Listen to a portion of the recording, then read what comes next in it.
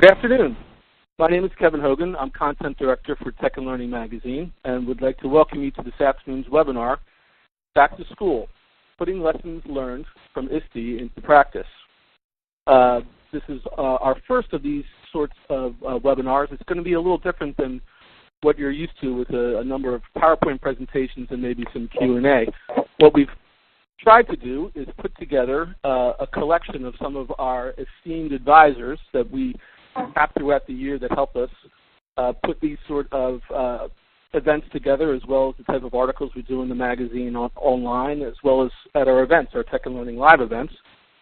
And we also have two of our sponsors, Beatriz Arniez from It's Learning and Jamie Donnelly from Who Knew It, formerly Atomic Learning, to join into a conversation about what is usually the question that I get whenever I'm walking around ISTE is, what was the cool thing that you saw?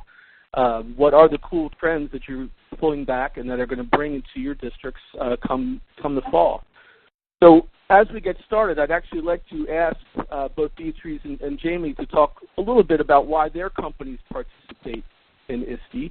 And also, actually, to start off with Beatriz, just to acknowledge if any of our audience is in the Texas area, while this conversation is great, our thoughts are definitely with some of the issues and the more serious topics that are going on down there.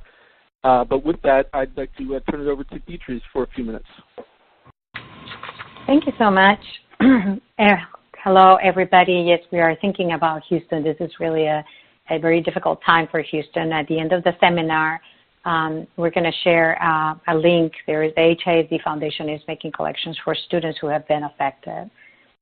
I'm very happy to be here today. I have an interesting career in education. I started in English as a second language teacher and a history teacher, then turned and went to higher ed and came back to K-12 again. I've been involved in ISTE since 2009, and I was a director of education technology at Houston ISD for 5 years up until this March. So what we saw in ISTE, if you go, I don't know, I can't change the slide, but if you go to the next slide, one of the things that one of the main conversations that I saw that really interested me is that people were still talking a little bit about the balance between technology and academics. And so what's interesting to me there is that ISTE addressed the issue of data-informed, student-centered learning, technology as a great equalizer, and also how can we build more rigorous learning environments and 21st century skills.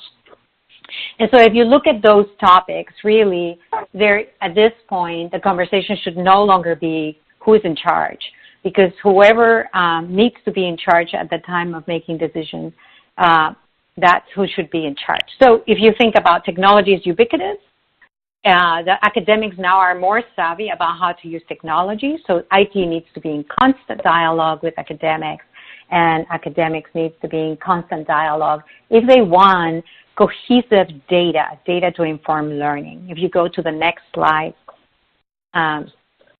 Another topic that I think is very much in our minds is, technology as a great equalizer, but we also should be thinking, and I heard this, Alan November addressed this during ISTE, how many jobs are going to be misplaced very soon? By 2020, in the World Economic Forum, 5 million jobs will be structurally obsolete. So besides from improving teaching and learning and leveling the playing field, offering opportunities to every child, what are we doing to prepare our students for the new challenges in this global economy where automation is going to be introduced? If you go to the next slide.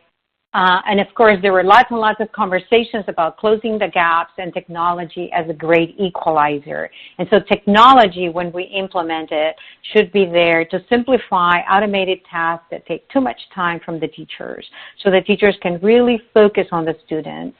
Technology provides standards alignment from top to bottom, standards alignment for content, activities, assessment, etc. And technology should provide data transparency and just-in-time data to inform teaching and learning. If you go to the next slide.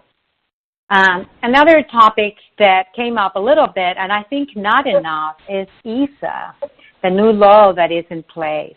Because now Tier 1 and Tier II research will be used to fund the Title I, Title II, Title IV, and special education. So when you think about federal education funding, then we need to start thinking about rigorous research. If you go to the next slide, those are 2 slides of results in Houston ISD for English and algebra, and the darker rectangles around the green are the schools that have the technology with content aligned to standards, and also recommendations engine, materials for reteaching aligned to standards, versus the schools who didn't, which have the lighter rectangles. So we're all going to be more interested in doing some of that research. And if you go to the next slide, in addition to control groups and third-party research, we should also be doing qualitative data gathering, because ISA will also provide us with an opportunity to think about what other measures we can use to determine the high-quality education and how did that happen. And so these are examples of the study by the University of San Diego, and also in Houston, the effectiveness of the high schools. And finally, in the last slide, I think it went backwards. Oh, sorry. Yeah, and in the last slide, the importance of, we're still on qualitative data, the impact of having just-in-time information, technology, standards alignment, open educational resources, and the ways in which technology can enable us to save some money, to repurpose the money for other efforts, such as, for example, literacy efforts. So if we go very quickly to the next slide, one thing that I heard Alan November said that really resonated with me was that we have overestimated our students. We are always talking about how they're so tech-savvy, but they don't know how to use the technology effectively to learn. They don't know how to validate whether something is true. They don't know how to navigate the web safely. They don't necessarily know how to use the technology to learn. So they need their teachers, their parents, and their mentors more than ever. And we need to shift our mentality from teaching them how to be taught to having them learn how to learn. So learn how to learn instead of learn how to be taught. And the other topic that he mentioned that I really liked was that we need to break down that word personalized learning. If we want to really go into rigorous education, break down the word personalized, all the things that personalization mean to each district, and then how is it that we are going to address that with our students. So finally, if you go to the next slide, almost there, when we talk about change, managing change, Robert Evans in his book said that one of the reasons we're asking teachers to give up skills that they have honed for years. The only reason why people understand the need for change is you give them a compelling and overwhelming reason or a crisis. And I think we haven't yet done a very good job of communicating how the 21st century is a done deal. We're 18 years into the century, and how much the workforce and the workplace is going to change. And so based on that, I think that the need for change will be very obvious for teachers. And if you go to the last slide, another topic that we really need to continue talking about is, what does ISA say about qualified teachers and how we're going to evaluate teachers, and how the states are going to define, what constitutes a qualified teacher? And so we probably need to continue to have conversations about personalizing teacher learning plans, collaborative and growth mindset. So all the things we expect teachers to implement in the classroom, that's how PD needs to be happening for the teachers as well. So I think I'm done, and thank you for the opening opportunity. Beatrice, thank you so much.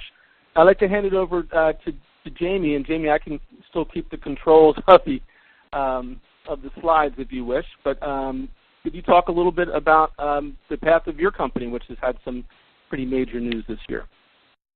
Absolutely. I think at ISTE this year we had a chance to certainly collaborate with a lot of different companies and individuals, educators, different school districts. And one of the things that we had a chance to do on our end was introduce Who Knew It. And it is bringing in 2 different companies, one being Atomic Learning and one being VersaFit, which is a data company, and really interacting with both as opposed to being isolated to just professional development. And so we had a chance to share that, introduce Who Knew It, and just kind of begin building our framework and sharing that out with the audience. So that was really cool for us to have that opportunity at ISTE. And then our learning framework that has really taken place, and the reason why Who Knew It has changed is because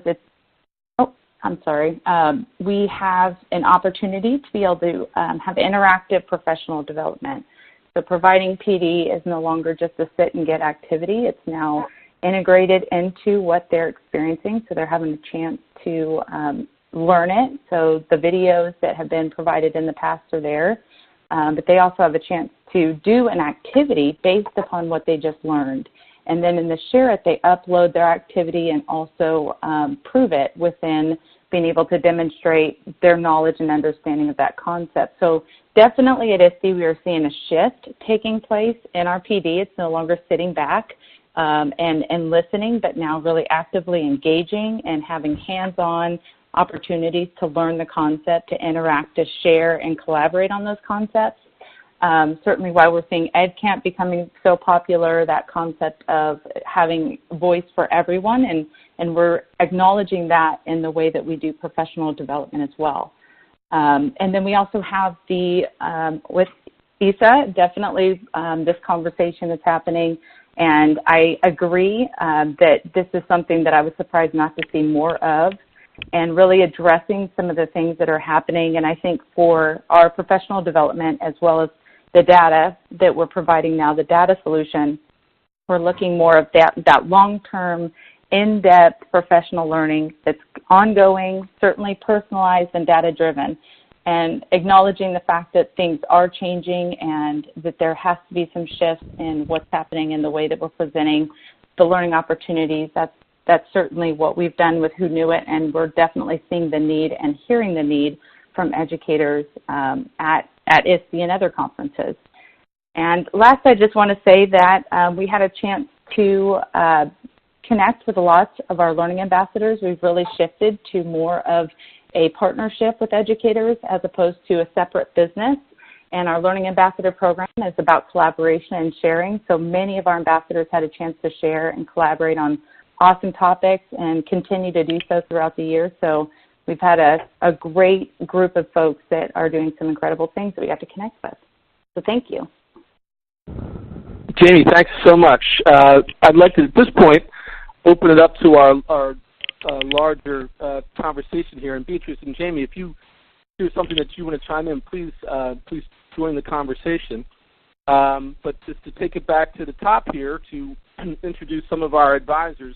First, let's start with Jerry Kimball. She's the Assistant Superintendent of Lawrence Public Schools in Kansas, also identified as one of Tech and Learning's most influential educators of the year. Congratulations, Jerry.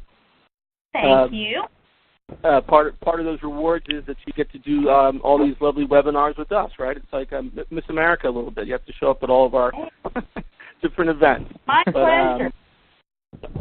Maybe we'll start with you. I guess the easiest way to start the conversation is, what was the cool thing that you saw at ISTE? So when I look back on ISTE, I kind of look at it from a global perspective, and there are 3 things really stood out to me. There's more self-directed education than ever before and personalized learning, which I think is fantastic.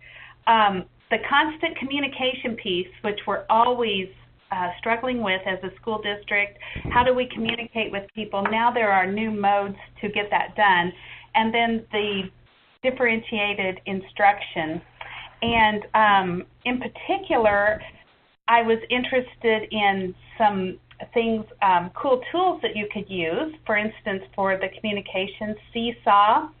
I also loved like the swivel tool for teachers to record themselves and not need someone in the room so that they can improve on their practice. Also very interested in how we can curate those online educational resources. We've been involved in that in our district, and so we've been looking for tools where we can house that information and curate that together. So, and not only that, of course, the tool makerspace and coding tools were really, I mean, those are just so fascinating. But I was looking for tools for personalized learning and online education resources, and creating those learning environments that have the flexible spaces so that we're learning in different environments, and digital equity. Those were the things that I was looking for while I was at ISTE, and found a plethora of all of those. Some of them Excellent. yeah. One of the things I really like is the new tools for personalization with the adaptive release, the scaffolding, the immediate feedback for students, and making things contextual. I think there was so much there. There's so many different tools that are doing that, but those are the areas I was looking for. Fantastic. Next, I'd like to introduce Frank. Frank is Supervisor of Technology for Linwood Public Schools here in my home state of New Jersey. Frank, how are you? Doing great, Kevin. Thanks. What were some of your takeaways from the week in San Antonio? Well, you know, it always amazes me how things adapt. You see trends, you know, every year. Of course, making's a trend. Now we're looking at learning spaces and all. And I tend to looked at it kind of holistically, and could see how people are really trying to focus on, you know, how will these things improve learning, instead of, you know, in the past we might have gotten that wow factor from some of the products you see on the floor, or some of the you know, some of the presentations that you see may have been a little more tech focused, but now we're getting more at the pedagogy and how we can use these tools in more than just one way. And that was something that I thought was really interesting, that the tools are becoming sort of multifunctional, multifaceted. And the same thing with learning spaces. Obviously, you know, you could spend tons of money, you could be very simple, but you know, people are sharing these ideas. Hey, you don't have as high a budget, I have a high budget. What can we do with these different things? And you know, I know Phil's going to speak a little bit about it, but you know, really starting to use the machine learning in terms of really using your data to its fullest. A lot of the products now are starting to just not only track the students' answers, but they're getting to the point of being granular, where they're seeing how fast or how they answer, and they're using that machine learning to really adapt the learning for the individual student, opposed to, you know, just looking at it as a mass and saying, here's the set of questions. They can actually change the questions according to how the student's doing. And I thought that was really an interesting thing. Yeah. Anything else? I know that you're involved with the with makerspaces and looking at a lot of that stuff. Was there anything particular that drew your attention? Yeah, the making aspect of it, again, it's moving more toward you know, maybe less product driven and more of what is making. You know, if you look back at the way things are or were, you know, with making, we may have had home ec and shop and art and all, and you know, that's still part of making. That's still part of STEAM, and you know, being able to see, oh, we don't have that anymore, but there are ways of doing it, again, in a multitude of ways. I thought some really interesting things at the cost of things. You know, 3D printers are coming way down. Even 3D pens that you can draw in 3D with, and even going around that, you know, wrapping around the whole thing of it, and something that I really learned and I've been doing research on, all creativity and making and all, you really need to start with teaching the kids empathy, being able to find those problems, being able to empathize for people that might have needs, or being able to identify needs. And if you can start with that empathy, then it opens up that ability to find problems, and then it enhances the making and the different things that you're doing in your classes. That's great. Thanks, Frank. And, you know, I'm sorry, I neglected to mention this at the beginning, but members of the audience, if you have any questions, feel free to type them in, and our panelists will be happy to answer them as we go along in the conversation. Next, last but certainly not least, would like to introduce Phil Hintz, the Director of Technology for Gurnee School District 56 in Illinois. Phil has been honored by ISTE in the past and presently is actually the district this year for some of their innovative uses of technology. We at the magazine always rely on him for his insights, and Phil, glad you could join us. Well, thank you very much for having me, Kevin. I appreciate it. It's quite an honor to be included in this STEAM group here. When we're talking about ISTE, if you've never been to ISTE, you need to go. And in fact, we're hosting it here in Chicago this next year. So we'd love to have you guys, anybody on the audience, to come on out and experience Chicago and experience ISTE. It's a very overwhelming experience, but you will go away amazed. You'll go away a better person, I can just say that. So some of the things I saw while I was at ISTE that this particular year that I got excited about, and got to be able to hear from different people speak on the different topics. One of the huge topics that's starting to show its surface, and that is the use of as Frank mentioned, machine reality, but augmented, or I should say artificial intelligence, the ability to use that in the classroom.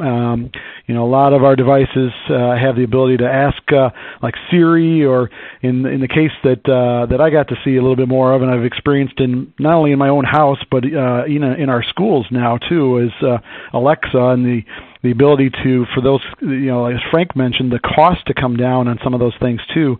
The Echo Dot is very affordable, and we actually have some classrooms that are decided to buy one of those for their classrooms. When you look at $49, and on a Prime Day it was $39. Seeing how we can use augmented, or I should say artificial intelligence in the classroom to change the rigor of our classes as well. We used to say in our district, if you can Google it, it's not a rigorous enough question. But in the case of Alexa now, if you can ask Alexa the question, then we need to enhance our questions from our teachers. But at the same time, we want our students to be able to utilize that power and harness that power. They're going to be driving cars by voice pretty soon and by commands like that. So we need to educate our little ones like that. We have a kindergarten classroom that's actually adopted the dot in the classroom, and they use it as a center, and they ask it the weather, they ask it what day it is, and so they've adopted it as a center. And that's what I look for when I go to ISTE. I look to see what's possible, what's practical, what can we afford now, as Frank had also mentioned, that the cost of different devices are coming down. And so that's one thing. The other cool thing that is very obvious at ISTE this year was the embedding of computer science in our curriculums. And Tinker had a big presence there at ISTE this year, and they've got an incredible platform for learning coding and computer science. And kind of to address what Beatrice was talking about, that she heard from Alan November, the loss of jobs, or more importantly, I guess the transition of jobs. When you look at the year 2020, there's going to be 1 million jobs that will be available to anybody who has the skills in particularly computer science. And so being able to get our kids learning computer science at an earlier age, so it's just a part of what they do and when they do it, is very important. And it was neat to see that at ISTE. I know we've adopted some of that in Gurnee 56. We like to think that computer science and coding is like learning a foreign language. We feel like the younger you learn it, the better you're going to be, the more adept you're going to be at it as you get older, and it'll just be a part of what you do. So a lot of our students actually, in the kindergarten, we released a kindergarten through second grade aspect of that this last year. And when our kids are learning about the water cycle, they're coding about the water cycle. When they're learning about nouns and verbs, they're coding about nouns and verbs. And so it was neat to see ISTE embracing that, of course, with the new ISTE student standards that are out, that came out last year, but that's definitely part of that. And then, of course, the teacher standards came out this year too, so that's important. There's probably a third item that I would say that I think is important to say. With all this digital content, with all the different things that are out there, particularly, if you think about Hootsuite or you think about It's Learning, but there's, other tools that are out there, they all require a login. And there's a couple of companies now that are addressing that and addressing issues with that. That are out there, like ClassLink is out there in terms of single sign-on capabilities and being able to, instead of having to think about and remember 1,000 different passwords to the different curriculums that you're trying to get to, it's nice to know that there's some systems out there that are now addressing that in a secure way without compromising student privacy. And I guess the last thing I would say is, evaluating a lot of those technologies that are out there, or those digital curriculums that are out there, being able to figure out who's going to give you the most bang for your buck when you're talking about, like digital math series and digital language arts series, the apps that are included with those. There is a system out there now that's called Catch On that just actually integrated with Google the other day. And Catch On actually captures that information and actually for every student's device. And so we're able to see real time what apps are being used in every one of our buildings and seeing what apps are catching on as teachers are starting to use it. So that's just a little bit of what I saw at ISTE, and I could go on and on, I'm sure. Yeah, I'm sure. And with each of these descriptions, it's actually a little microcosm of how you feel at the end of the week, where you're just the mind is completely full of so many different things. But it's interesting that you folks can pull out 2 or 3 of the ones that have kind of stuck with you. One question I have for each of you is, how has your experience at ISTE changed over the years? I mean, where before maybe it was just purely tech, where you're looking for a product, and now we're kind of having conversations, so you're looking for a product about single sign-on, but that's more about the tech. It's more about student privacy than it is necessarily the technology. Or Jerry, when you talk about getting access for everyone, it wasn't kind of like that was just to get access, period, as a technology issue, not as a digital equity issue, which I know that you presented about. Can each of you talk a little bit about that experience, from what it was like before to what it is now? Maybe start with Jerry. Well, it seems like each year that I go to ISTE, I have a focus on what I'm looking for, and so last year, my huge focus was digital equity, looking for a way to make sure that all kids could be not only with a device, but connected 24/7. With so much of our curriculum going online and so much of the instruction going online, if students do not have access 24/7, then they're getting left behind. So that was huge. And actually at ISTE, I was able to find a solution that has worked beautifully for our district, and that was the Khajiit. And so we have used that for a year, and it has been an incredible tool for us. In fact, we have our homeless shelters here today picking up some Khajiits to make sure that all of our students are connected. So that's been very exciting. So each year there is a different focus for me, and some years my focus is in the sessions. I want to know what teachers are doing. But this year I seem to be more focused on the floor.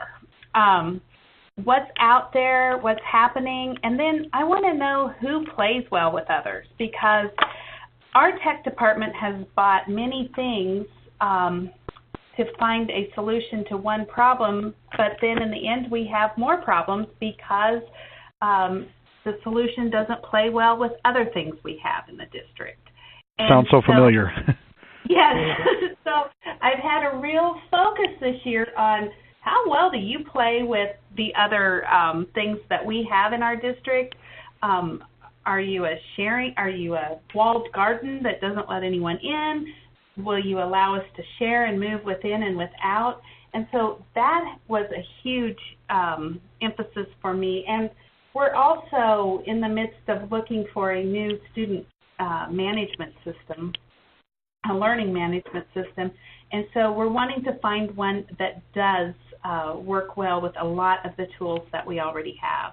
So I guess I'm kind of laser focused when I go to ISTE. I usually have a checklist of what I need to find out and what I need to know, and always learn more than what's on that list for sure.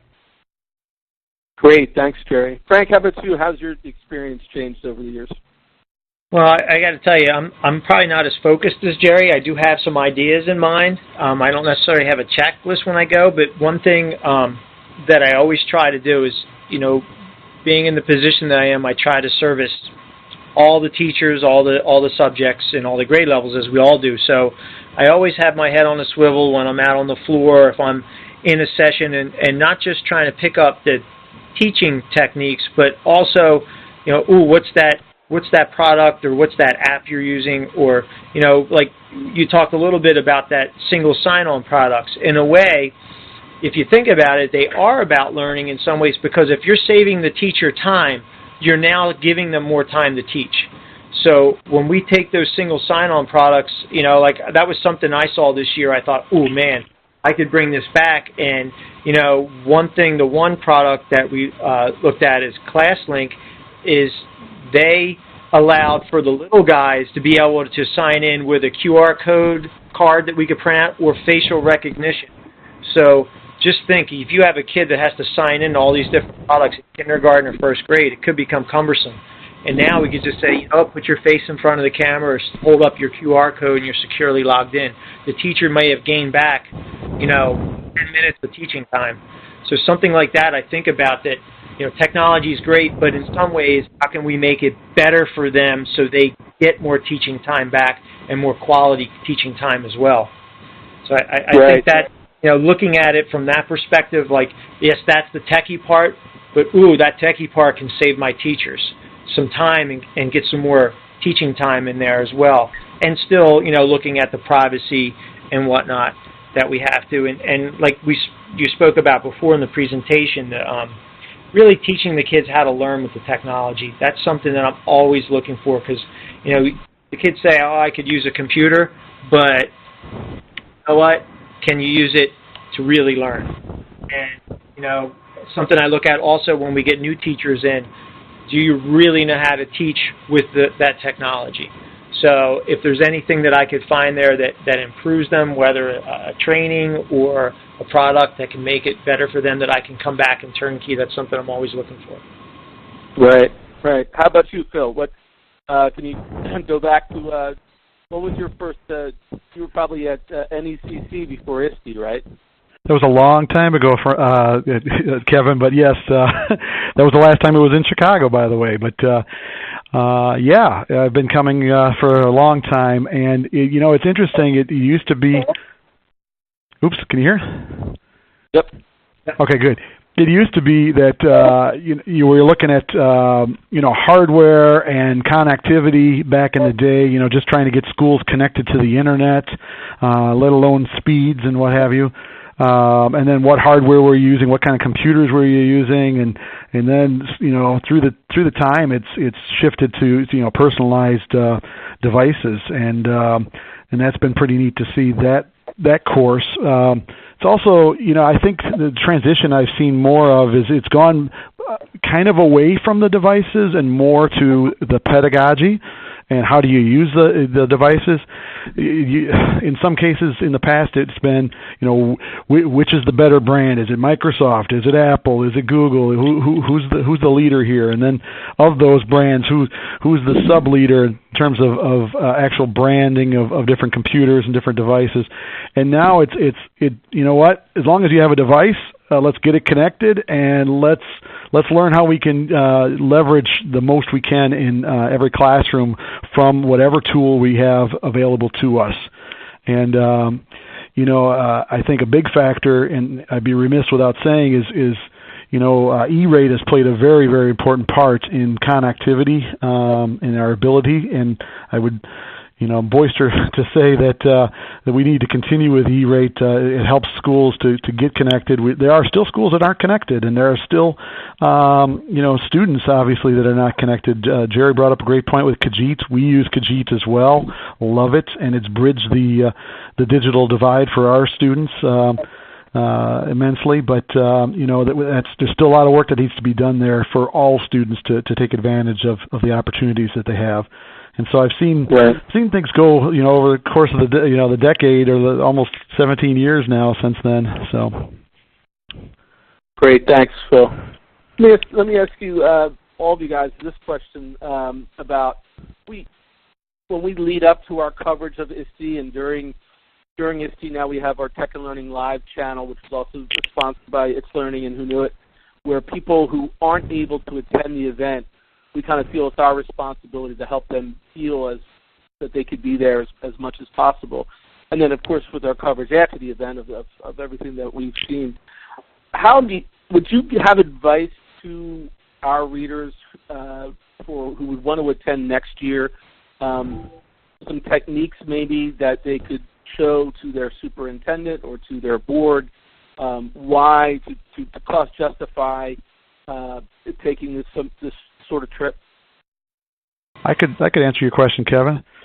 You guys offer a fantastic way to kind of segue into the ISTE years with your tech forums and your regionally based tech forums. I think that's a great way to get started. It's a little lower cost to attend that than it is to attend ISTE, and it's a great way to whet the appetites of teachers that are out there that are learning to, wanting to expand their knowledge in the area. But it's also a great way to invite a couple of administrators along with those teachers to experience that. And that's like your guys' events are like a mini ISTE, so that's a great way to start, I think. Kevin, one of the things as an assistant superintendent, I always want to make sure I'm getting some good bang for my buck. And especially when people attend. So I always ask that if you attend, are you willing to come back and share with your colleagues? Yeah. It can be in many different forms what your learning was, because I think if you just learn it and you keep it, that's nice, but we need to share it. And we even had some people sign up, for their session was called The Top 3 Things I Learned at ISTE. Not knowing what they were going to be yet, they already knew that they were going to present and do that. So I think that's one way that you can get support from administration, is to say, not only am I going to go, but I am going to come back and share the knowledge that I've gained, the connections you make, even meeting up with your PLN there and getting to meet those people face-to-face, the poster sessions. It's just, and there's something there for everyone. It doesn't matter what it is or what position you have in the district. There is something there for you. So I would even the custodians. That's right. Yeah, that's really good points. That coming back and offering to turnkey it back, because obviously everyone can't go, and also before that, make yourself that person in your district that goes out and helps the teachers. Make yourself a point person that's sort of a leader in that area, and I think that helps justify your reason for going. Also, obviously, if you live on the East Coast like I do, you can't always go out west or whatever. But the great thing with ISTE is, plan it out. Okay, it's in Chicago next year. Year after that, it's in Philadelphia. Well, gee, that could be a lot easier and more palatable for a district to send a group to someplace that's a little bit closer. But I really think of being that person in the district that rises above and then says, look, I've been doing all this. I want more. I want to be able to come back and help more people. And that helps you get there. Great point. One of the ways that you can encourage your educators to jump on board and be serious about taking that time and investment at ISTE is to apply to become a presenter. And, that is something you can share out with people right off the bat. I think giving them the opportunity to put in proposals and really engage with the audience. I mean, the planning and prep to get prepared for your presentations is an enormous amount of learning. and to be able to share their expertise and how they're applying what they're already doing in their classroom with sharing with others, I think is a wonderful way to get them engaged and active in that community and really showing how serious they are about going. Absolutely. I mean, there's like, I think someone said, maybe Jerry, even just something like a poster session to start out with. It doesn't have to be a big presentation. Right. Just stuff out there, and it's good PR for your district. Absolutely. That's all good points there. To come back to the some of the topics that you pulled out and the cool factors, how much of an expectation do you have to be able to use some of the things that you picked up on right away versus maybe things that would be more inspiring? Because, you know, I know, Phil, you were mentioning augmented reality. I mean, how much of a reality is that you can turn around and something that, I mean, we kind of, at the magazine, consider that still kind of a cutting-edge technology that we don't necessarily expect our readers to be able to use right away, but you have examples of how you have, right? Yeah, well, yes, do have some examples, and that's I think that's part of my job when I actually come to ISTE is to you know, seek out and focus on those technologies that, you know, that don't seem to be fads. You know, you can sometimes pick those out right away that, hell, that's a fad, but I can't see that, you know, having a life later on after a year or whatever. But you know, there are some that are out there that, look, you know, this is the way of the future, and you know, we talk about training students for the 21st century, but as I think Beatrice mentioned earlier, we're 18 years into the 21st century already, so it's time we start teaching 21st century skills with the tools that 21st century teachers or 21st century people use. And so I want to bring those things into the classroom. Google, you know, was giving away a lot of their Google Cardboard and Google Glasses. And that's an inexpensive way to bring it into the classroom, and has been mentioned in the past, you know, that's a way to bring virtual reality, to be able to do some virtual field trips. Of course, it requires smaller devices than your typical tablet or laptop to experience that. So now you're raising questions on the kinds of devices, the ones that are hiding in kids' pockets, usually, which is their cell phones. Do you allow them to pull those out for doing virtual reality experiences? The kids a lot of the kids have them, so why don't we take advantage of that in a controlled, or not necessarily controlled, but a supervised way to show them how to responsibly use those devices as well. This is Beatrice speaking. You know, I was really excited this year in ISTE to see a lot more conversations, not just about the tools.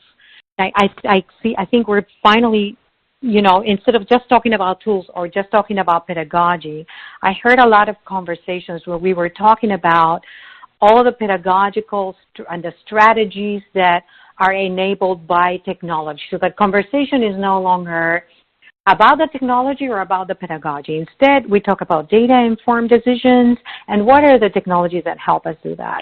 Rigorous learning, and how does technology help with rigorous learning or not, depending on the case study. I think we still need a lot more conversations about the real uses of interoperability, and I'm saying beyond, although the fundamentals of interoperability is feeding all the students from your student information system to your LMS and to your assessment platform, and also providing single sign-on, which are, like, to me, the staples. We also need to start talking about what else can interoperability do to help us align content, practice, feedback, assessments, and reteaching and relearning to the learning standards, so that data loop is completely cohesive and coherent. And I think that we are in a good path. I see the conversation as maturing very rapidly, which is a good thing, because I think we need to get our act together. But I would like to see us talk even more about how exactly is it that we're going to get this data to improve teaching and learning. And I see that you've put those slides about the improvements in Houston as a result of the technology implementation.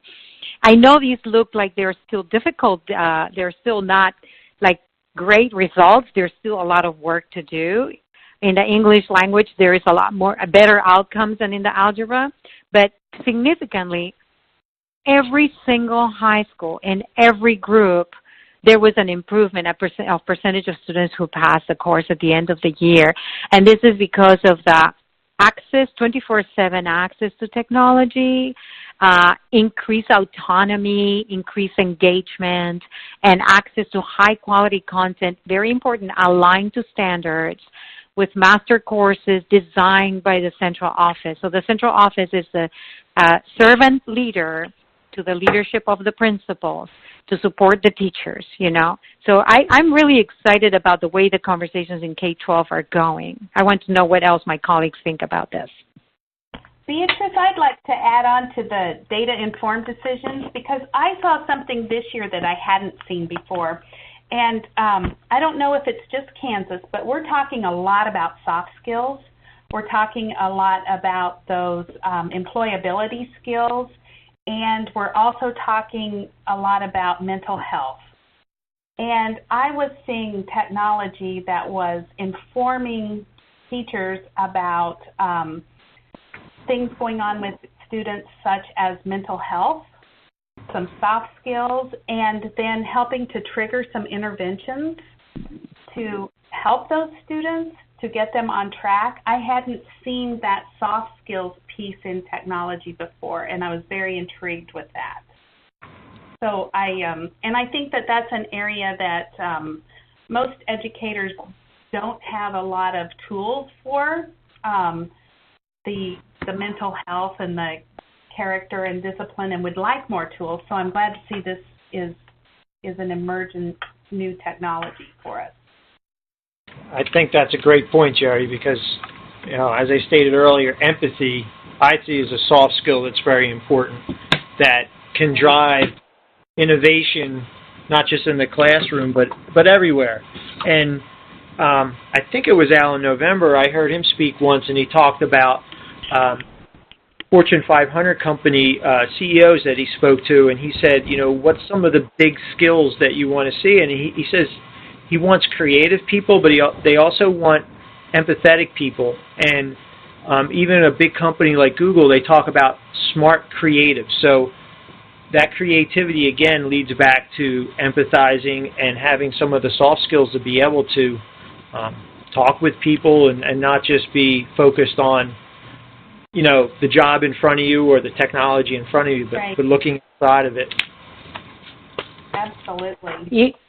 You know, it was Alan November also who said that he had been talking to people, and I'm going to say who here in a second. I'm going to look for my notes about what are the skills our students need to really be competitive in the workplace. And he said that he talked to a CEO from one of the large companies, and they said one of the key soft skills we want to see in students is empathy, global empathy. Because when we automate the workplace, you know, the things that automation cannot do is complex thinking, teamwork, collaboration, and global empathy. These are the skills for which we cannot be replaced. Yep, that's what I was thinking of, what you just spoke about there. And you know what? That leads back to the data, too, because as we all know, data is great, but data can lie to you, too. So being able to look at it in certain contexts also helps. And the machine learning helps a little bit, but still there's that human factor that, you know, if you look at a couple different data sets, they might pull up some things you didn't think about. And you have to be able to empathize with those kids in that certain group that you can see why they're not doing well. Yeah, and I would like to see us talk more granularly about machine learning, because you have the completely automated loops. Like if you finish this lesson, then the system will drop the next in line. And that's great to catch up, and it's great for students who maybe need a little more time. It's a great tool to have.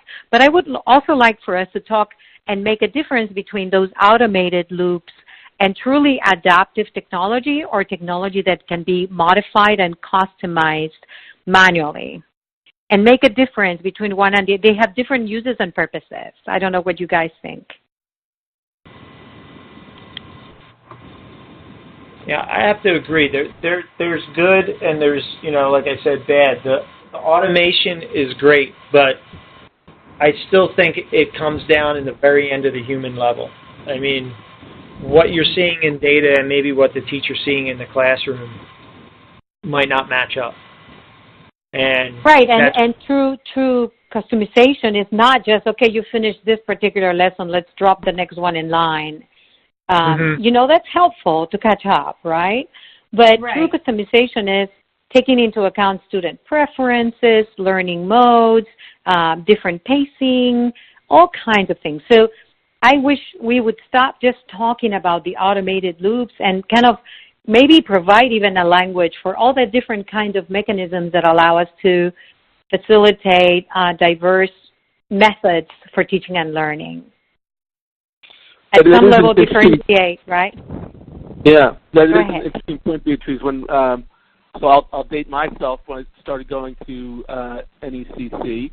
And in terms of coverage at Tech and Learning, we were still making the argument for, I'm using air quotes now, computers in the classroom. And people were going back from ISTEs and saying, we really need to use these sort of technologies. Thankfully, that conversation is over because everybody has a computer in their pocket, right?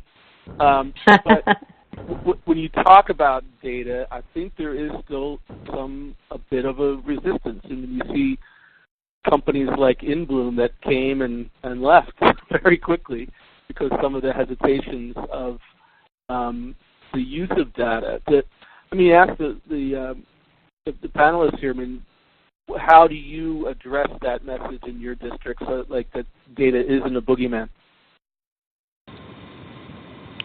I think if teachers are using the technology, the students are learning at their own pace and using some online pieces like we do with our personalized learning.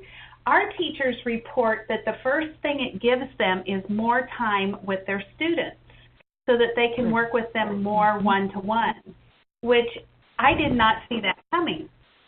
So I was amazed at that. But that is the one result that they report that they like the best is when students are in a blended environment, they're working at their own pace at the rate that they can go, but it also frees the teacher up to have these personalized conversations with students, work more in small groups, and have more time in the class with that because I think it was Beatrice that was saying earlier, it allows technology to automate some of the tasks and the teacher to have more time to be with the kids.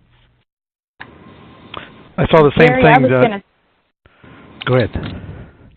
Oh, sorry I was just going to say, Jerry, that and hearing your response, I think thinking about data and empathy and how all of that gets connected and how does that, I've heard one side or the other, right? Either you're all about the data or no data at all. And I think that there is a balance, but people need to look at what the data is providing. It's a resource. It's not a solution. It's not hey, now that I have this, we've solved all of our problems, but yet we have access to this content. We have access to these resources. We have access to what we can find about the student. It may not ever work out. Like, it will never be a human. The human comes in place. They're going to read that data. They're going to make informed decisions by that. And it's all because it's for our kids, not against our kids. They're not numbers, but because we care about our students, we're going to learn the most that we can about our students to provide the best resources for them. That is right. That is right. And we need, so here's the thing. We need to help teachers become comfortable with data. And also, I think we need language for data in different steps of the teaching and learning process. Like, there's the data from everyday usage, like, how many students access what content, how much time did you spend there, what's happening, are they favoring one type of content or another, etc. That kind of data that you use every day to teach and learn. And then there's the bigger data for which you need analytics, where you can compare. These groups of students seem to be learning better with this type of material. You do the real analytics that then guide strategic and tactical decisions. But I think also another conversation that we should begin to have more frequently is like we really are interested in more rigor. We don't just want them to pass the end of course exams. We want our students to be well-rounded individuals capable of addressing the future that is frankly very challenging and constantly changing. I heard Alan November say, you know, one of the things we need to teach our students is how to ask the most interesting questions, because the answers, they can Google the answers, just teach them how to validate content, but how to ask the most interesting questions or other reflective activities. Like, for example, he mentioned there's a thing called the filter bubble, because we all tend to favor certain kinds of news and certain channels and certain topics, and Google filters our preferences. Then eventually we continue to get, you know, more information about the stuff we like and we know more, right? So how do we teach our students to be aware of that filter bubble, for example? How do we use technology for better and more authentic learning and assessment? How do we use technology to do team building and collaboration to solve complex and challenging issues using technology in a responsible way, right? You know, how does respectful conversation look online when you're, you know, that's one of the problems we have, right? When there's discussions online and people sometimes say things they wouldn't say in person, right? Yeah, you know, I have to agree with you. And going along with that is I think we need to teach our kids how to look at that data and be wise about it, too. There's a book out. It's called Weapons of Math Destruction by Kathy O'Neill, and she talks about how data and algorithms affect our lives, you know, in school and every part of our life. People are making these decisions. But we also, as consumers, as just individuals in the world, we need to be able to understand how that works and say, wait, that, you know, let's look at that bubble, that filter bubble you're talking about. How are you filtering that data? You're filtering it through your bias. And the kids need to learn that as well. And that's something that technology can help us with, obviously, but also, you know, just teaching them those soft skills as well, and being on the lookout for that, being aware of it, not just take it for face value. Yeah, I think we saw a little bit of that during our election season, that the people that tended to favor one candidate got all the news about that candidate in a positive light, and the people that tended to favor another candidate, you know. And so, for example, one of the things we should be teaching our students is to listen to all kinds of media. So you hear the voices of the opposition as well, for example. Yes. So these are discussions that would be very important to have now that technology can do so much, that we really need to be paying attention to what how we're teaching our students to take advantage of that technology so that technology doesn't run them. Exactly. I think we saw some of that at ISTE this time around, or a little more of an emphasis is the digital citizenship, the common sense media that's out there, and being able to employ that as a part of, you know, we teach health class to take better care of ourselves and to have our kids take better care of themselves, and this is basically health in the 21st century. We need to teach kids how to take better care of themselves by being, you know, street smart on the World Wide Web. That's right. Well, I knew that the toughest part of my job was going to be to stop the conversation. I know we could keep going and going, and I hope we continue to do that throughout the year as we get ourselves ready for Chicago in 2018. But just in this last minute, I just would like to personally thank everybody for participating in the webinar here today. I think we got some great information. For the audience, if you want to go back and listen to it again, it will be up on the Tech Learning website. If you missed the name of a book or the name of a product, it will be there. If you want to share this with some of your colleagues or maybe your superintendent or the Board of Ed who wants to know why you want to go to this ISTE thing, I think you got some pretty good answers and techniques to convince them there. And as always, before we go, Kevin, yeah. I wanted to remember you were going to say that there is a place to donate money for Houston ISD students that have been affected by the hurricane. It's GoFundMe.com. GoFundMe.com. And that's specifically, Beatrice, we will put that in a follow-up email to everyone who registered here today. That will have a live link right to that. So then make sure that's right at the top, because that is an order of degree above what we're talking about. Thank you. So thanks again, everyone, and goodbye. Bye. Thank you, everybody. Thanks, everybody. Thank you. Thank you.